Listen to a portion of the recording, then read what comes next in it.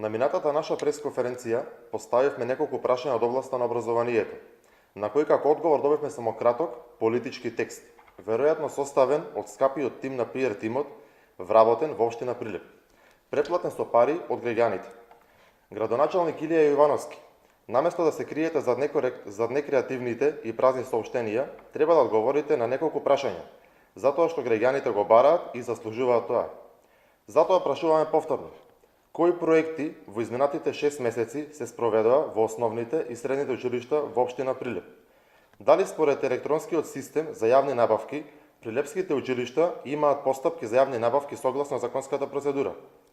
Доколку не е запазена законската процедура, повторно го повикуваме јавното обвинителство да покрене соодветна истрага и да подигне обвиненија со цел утврдување за кривична одговорност кај оние кои се огрешиле пред законот.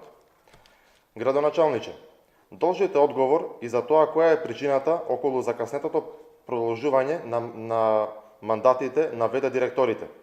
Дали како причина се јавува неможноста да го положат испитот за директори, дали како причина за закаснувањето се јавува нивната неспособност или лошата хигиена во училиштата.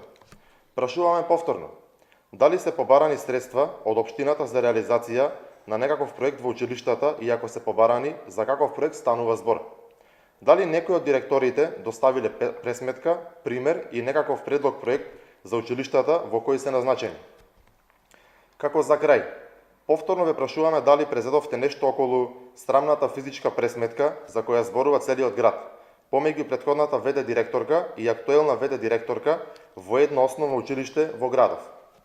Ова се прашањата на кои како градоначалник им должите конкретни одговори на прилепчани. Наместо за обиколување со празни партиски соопштенија, бидете доблесен и одговорете на истите. Како што најавувавте во предизборната кампања, отвореност и транспарентност во работењето.